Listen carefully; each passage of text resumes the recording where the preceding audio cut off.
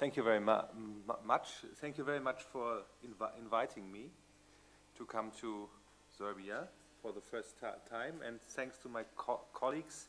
I had yesterday evening the chance to see a lot of your city, so this was very interesting, and I think it's a good reason to come back, perhaps in summer or in spring, to see the city really living. So thanks a lot for this.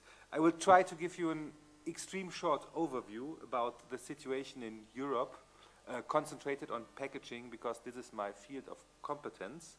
Of course, in 15 minutes it's quite difficult to explain you details, but I will give you some ideas if you don't mind.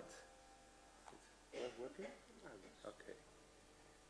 So what is, I think, quite interesting for you as well is that the very old European framework directive regarding waste from 1974 has just been revised in Brussels, and I think it will come into force within the next days, as it was published in the official magazines a few days ago. So what I think is interesting for you is the final goal that the European Union is trying to reach. That means, in the end, the stop of landfilling of waste. So you find it already in some European countries, like in Germany, that it is forbidden to landfill waste that is still active. So you have to burn the waste, or you have to use some mechanical, biological treatment before you are allowed to landfill the waste. And it's now a very small portion. So this is the overall goal in the whole European Union within the next 20-25 years. And as a closer target, you can see that from 2020, all the member states have to recycle 50% of their household waste. So you see the European Commission has set some very ambitious targets to the member states, and I think that will mean a lot of efforts from all the member states, from industry, from the inhabitants, especially for local authorities to work for this goal.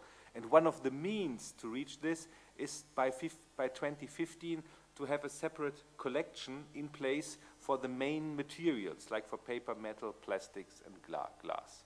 So if you hopefully come closer and closer to the European Union and not so far away, hopefully a member of the European Union, these will be your goals as well. Not, of course, 2020. I'm sure that you will be able to agree on later date, but on the long run, this will be your way. Regarding the packaging directive, what is, I think, most interesting for the member states and as an effect, as a consequence for industry, are the goals, the targets that the European Commission has set for all member states. And as you can see, the packaging directive was revised after 10 years in 2004, and there were new targets have been agreed, quite ambitious targets. For example, an overall recycling target of 55% for all kinds of packaging. And the 12 old member states will have to fulfill these targets in the end of the year. But please keep in mind, the directive is then 14 years old. So the old member states had 14 years to reach this goal. And some member states like Germany, Austria, and Belgium, they already started in the beginning of the 90s. Or you even have to have in mind that the collection of glass and the collection of packaging started already in the 70s. So you can see it takes a long time to reach such high quotas. So I brought you the results for 2006. These are the official data of the European Commission. I will just show you the overall recycling figures from the different member states. And you can see that a lot of the countries have already reached these 2008 targets, but on the other side, especially if you see these small islands, they will have a very long way to go. But you can see Slovenia, for example, your neighboring country, is already at 40%, although they are a new member state. So you see, if the legislation is feasible, if industry and government has come to an agreement, a good agreement, it is possible to have good results. And if you see the presentation on the website, as far as I know, of the organizer, you can see all the data for the different materials. Besides recycling, the second target of the packaging directive, and so the second target of all the implementation legislation in the member states, is not only the recycling, it's to try to decouple the growth of the gross domestic product and the growth of packaging amounts. So we try to prevent packaging, to optimize our packaging in such a way that it does not mean that we always generate more and more and more packaging. And I brought you some examples here from Germany, where you can see that economy is growing, but the use of packaging is stable. The same goes for Austria, and the same goes, for example, for Belgium.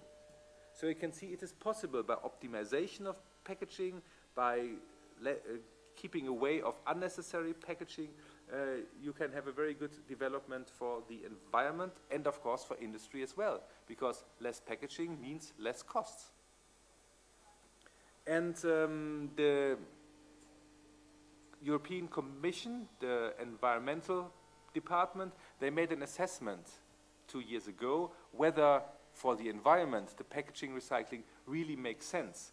And this is done from the 2001 and 2002 data they had. They found out that by the recycling of packaging and by the recovery of packaging, we are saving 25 million tons of CO2 equivalent every year. So this is really a good contribution in the fight against the climate change, the collection and recycling of packaging. And if we use now the 2006 data, which is where there's much more recycling than 4 years ago, I think these figures should be much higher.